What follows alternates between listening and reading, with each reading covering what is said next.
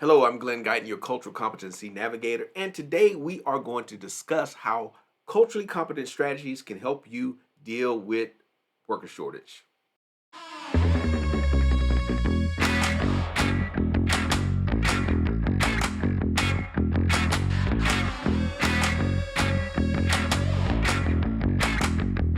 Hey, great to have you all today, and today we're going to talk about the great resignation or the worker shortage. We're in a changing job market and things are tightening up. So, how can sound diversity, equity, inclusion strategies help you retain your great talent, and also how can it help you acquire great talent? Hey, but before we go on, make sure you subscribe to this channel, subscribe to the social media. Love to stay connected with you. All right, so today I want to talk a little bit about the worker shortage or the changing job market. Maybe that's more appropriate. There was some discussion, during the 2 years of the pandemic that we were in this great resignation period. And I think there's some truth to that there was a period where people were leaving their jobs, but uh, I don't think we really have a worker shortage. I do think we have a reshuffling of workers. And that's the thing that I think that we need to really keep in mind as we move forward. If you are working in HR, if you are a boss, a CEO, uh, you want to have good people. And so the job market has changed, and the strategies that we used before are no longer going to work as we move forward. So we have to adapt to the culture. And when we think about diversity, equity, inclusion, you may be wondering, well, Glenn, what does that have to do with my employee retention? What does it have to do with me finding talent? I'm not trying to not hire qualified, diverse people. I just can't find them. So what challenges are you having? Well, I want to go over a few things. First of all, first first and foremost, we know that each industry is different, and so as we think about what happened the 2 years during the pandemic and how that impacted the workforce, one of the things we have to understand is that there was just a reshuffling, and different industries were affected differently by this global pandemic. Of course, the hospitality travel industry was hit the hardest. I think those industries are having some of the greatest challenges recovering. They are recovering. People are traveling. I travel. I go to a bunch of speaking engagements. I did a lot of things virtually during the pandemic, and now I'm traveling more, speaking more, and the conventions that I go to are well attended, tons of people, and so people are out there. Now, travel has changed though. A lot of employees didn't come back, and I think some companies are just trying to save money in the service industry. But people are demanding different things, and so folks have found other things to do. Some people are staying at home. We have a more transient workforce now. Maybe I shouldn't say transient, right? They were transient right before we were traveling back and forth to work, but now we are staying at home. That's still an option for many companies. So that's changed downtown businesses, changed kind of how we commute and work. So those things are changing. We have to be aware of that. Uh, but basically, if you think about all the things that have happened, the culture of work has changed. The expectations of our workers has changed. So we have to be mindful of that. That number one, worker expectations have changed. So that means we have to change if we want to get good talent. Other people are going to be hiring folks, and if you are more savvy when it comes to cultural competency, if you're more savvy into relating to your employees, you're going to have an advantage, and that's what we want to do. We want to have an advantage when it comes to hiring people. So I've written a lot of blogs about this. Posts. Go ahead and check out my website. You can find the link here. This is my website. So check out my website. I have some good blogs on employee retention, how to acquire good employees, and I'll go over some of those things. But again, I already have some things written for that, and I want you to check those out for yourself. And I'll go into those topics a little bit more in depth. But okay, so let's first talk about keeping employees that we have, employee retention. What's going on with that? Well, there are a number of benefits that we can talk about when we talk about employee retention, what are the benefits of it? Well, reduce costs, right? We don't have to go out and find new people, train new people. That's very clear. Um, I think people are more satisfied. We have a better workplace culture. When people are familiar with each other, they know each other, they become used to working with each other. That's going to become more and more difficult as we have a dispersed or work at home workforce, because you don't have that interaction. You're going to have to be more intentional about that as you try to hold on to the talent that you have. People will start to drift apart if they're just working at home. They're not in the everyday workflow. It's going to change how they're connected to your organization. So remember that you want to keep people connected, right? Keep people connected to uh, the culture of your company. You're going to have to be more intentional about culture now that people are working at home and they're not in the office every day. Experience. Hey, long-term employees are experienced. There's good and a bad to that. Long-term employees also sometimes develop bad habits that you have to manage. But again, that's managing the culture. We always want to do that when we are thinking about work. Um, Increase productivity. Training kind of slows things down when people are learning the ropes, or when you have any kind of change in the workplace. You're gonna um, slow down your production. So well trained, happy employees that have been there for a while are going to give you the most bang for the buck, typically. So I'm talking about the benefits of uh, re- employee retention, and I want you to think about this in a culturally competent way. Better customer experience. If we know our customers, if we know what the expectations, if we can um, meet their needs, meet their expectations before they even have to ask, that's going to be wonderful for us. Better employee experience. Again, retention. You'll have a better employee experience. You know what makes your employees tick. You know how to motivate them. Hopefully, you know how to motivate them. And overall, I think it just leads to better satisfaction in the workplace. So those are some of the benefits that you get when you do a good job of being a culturally competent workplace. So you know how to work together. You brought together your diversity, your equity, and your inclusion. You brought these things together. You have a good system, so people know what to expect. They know what you stand for as an organization, and they know how to do their jobs effectively. And so those are the benefits that we want to talk about. But how do we get there? So how do we get there? How do we retain that top talent? Well, first of all, start with an understanding of who you are. I tell all my clients this. You have to know what you stand for. What are your core values? What are your core beliefs? What drives you as an organization? And tie that into your diversity, equity, and inclusion goals. So when people have a clear focus of uh, and a clear understanding of what they do in the workplace, they're more likely to stay. They know what you stand for. They know why they work there. They know what they're doing every day. They know what motivates you as a boss or HR department. They know these things, and so they are more likely to stay when they have clear direction. They have and the organization that they work for has a deep sense of what it does, who it is, right? Like we know what we do. We know why we come to work every day. There are no surprises. Make sure you focus on relationships. That's the number two thing I'll say. Focus on relationships with your employees. Don't just plug them in and unplug them. Plug them in at 8 o'clock and unplug them at 5 o'clock. No, interact with them. Make sure you're intentional about building relationships. Now, this is going to be different depending on what industry you work in. If you work on a manufacturing, production type of industry versus a white collar kind of office industry, it's going to change how you have to do these things. And of course, different types of industries will have different levels of turnover. You're going to have to figure out what's appropriate for the industry that you're in. But build relationships.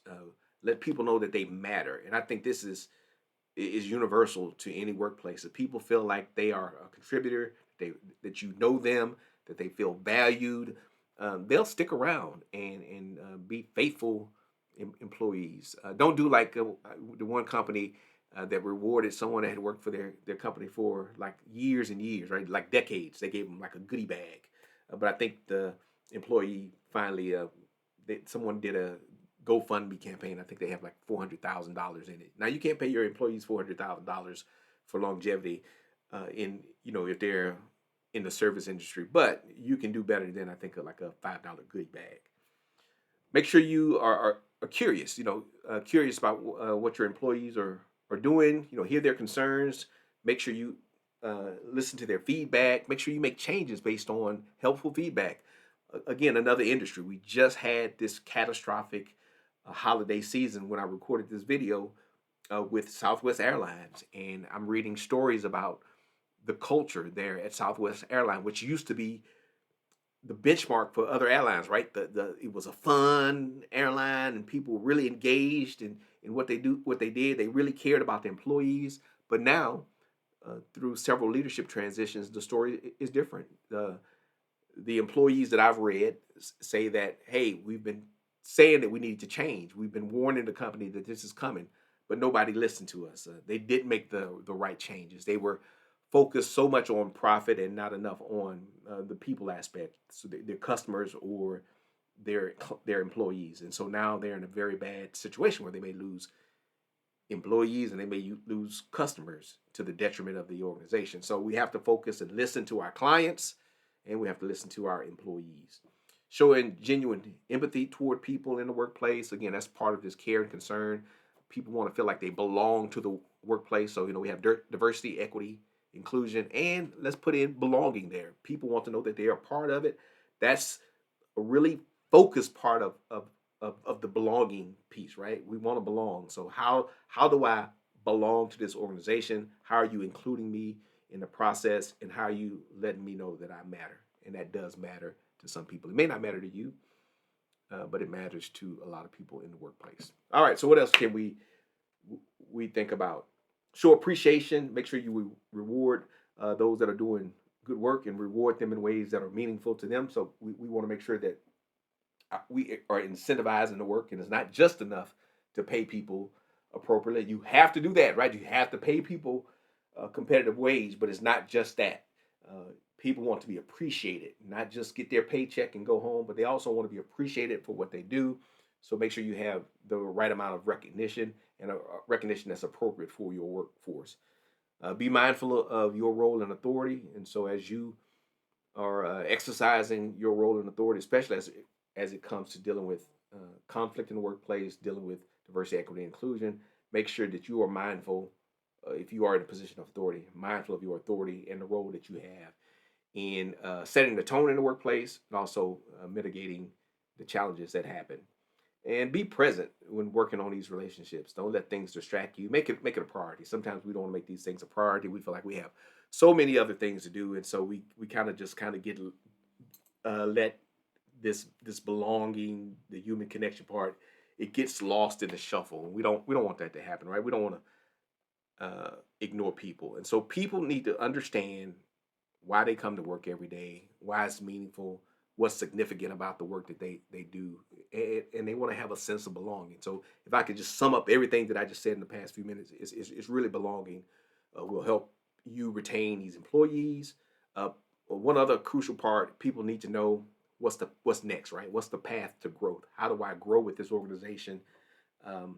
When I put in my work, when I put in my effort, what's gonna happen? What's the next level for me? And people want to know that when they do this, that it's equitable, right? That if I put in equal work and equal time, I'm gonna have the same opportunities as other people. So let's be mindful of that when we are working with our employees. All right, so those are just a few things that I want to share with you um, about retention. And it's one of the surveys that I read. It says, "Hey, why are people leaving?" Just a couple of things that says why people are leaving. So these are based on exit interviews, and you can do your own research, Google these things. But here's a quick rundown that I've come up with: inadequate salary, uh, a perks and benefit package that isn't competitive, feeling overworked and unsupported. Those boundaries, people want their boundaries. Limited career advancement. I told you about that. Need for better work-life balance. Different generation, different expectations. You're gonna have to meet that. Lack of recognition. I told you that too. All right, boredom. Some people are bored at work. They're not challenged. They don't know why they come to work every day. Unhappiness with management. Are you a bad boss? Don't be a bad boss. Check out my website. Check out my resources. Uh, don't be a bad boss. Be a good supervisor. Concerns about the company's direction or financial health. Okay, all right. Dissatisfaction with the company's culture. So we want to be culturally competent. We can create a common culture in the organization, but we also want to be mindful of the influences of other cultures, right? As we bring in more people, as our workforce changes, how are we incorporating people into what we do? The desire to make a change, all right? That's what, some people just want to leave. Some people will leave, but that's okay. Hey, people want to make a change. They want to go do some other things with their life. And also, there are also sometimes more compelling job opportunities at other companies. People find other places to work, and that's okay. People may not be with us forever, and that's okay. But we want them to leave well. So now, just as a final few minutes, how do we get the people that we need in? One thing is going to be our reputation. We want to have a good reputation when it comes to diversity, equity, and inclusion. Look at your website. Look at your marketing materials. Make sure they look inviting to people from different backgrounds or diverse backgrounds. It's going to be important. People are going to search you and do their research before they join your company. They're going to Google you just like you're Googling them, right? They're going to check your resume just like you're checking their resume. So make sure you look like what you're hoping to attract. Another thing that you want to make sure you do if you're trying to retain, acquire new diverse talent, be competitive, create some partnerships. Go look in some of the unusual places. There are a lot of colleges, there are a lot of civic organizations that you can be in touch with and create lasting partnerships with to bring in different talent. Don't just look in the usual places. Don't just go to the normal job fairs.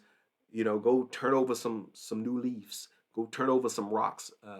Search in different areas, and you'll have different outcomes. You will be more competitive because you're going and you're looking in new places for new talent. Make sure you are, word of mouth. That's another thing. Word of mouth is very important. If you take care of the people that you have, they're going to recommend people that they know. So you're going to expand your network that way by treating people well, by having a good internal workplace culture, and then your current employees will say, "Hey, this is such a great place to work. I want to invite my friends. Come on, work for me. This is such a great company. Come work with this company. They've treated me well. I know they will treat you well." That's another way that you can do these things. Hey, train your own talent, right? I talked a little bit about going to other colleges and searching for people that way, but get your own talent, right? College is expensive. Everyone can't afford it, but that doesn't mean that the people that can't afford college aren't smart. Hey, you could have your own training programs, bring in your own talent, nurture and develop your own talent, and give them the skills that you know are needed for your workplace.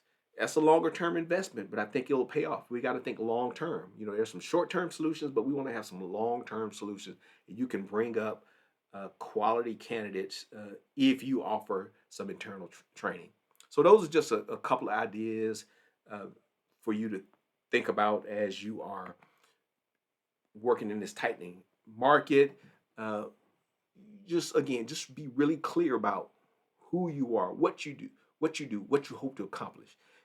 If you believe in the values of your organization and if you live out those values, that will be attractive to a number of people. If people know that you're committed to diversity, equity, inclusion, you will attract a more diverse, culturally competent group of individuals to work in your organization. If you're not committed to it, if people don't believe that you have the right systems and things in place, if you aren't culturally competent right in your practices, you aren't going to get, and you're not going to retain the talent that you need to be a successful organization. I want you to be competitive. I want you to do your best. Remember, diversity, equity, and inclusion is for everyone. It's not just for one group, but it's for everyone. And we want to learn how to manage our ever increasingly diverse workforce. That's out there. That workforce is out there. It's up to you to go get it. But thank you so much. I'm Glen Guyton, your cultural competency navigator. It's been a pleasure. Thank you.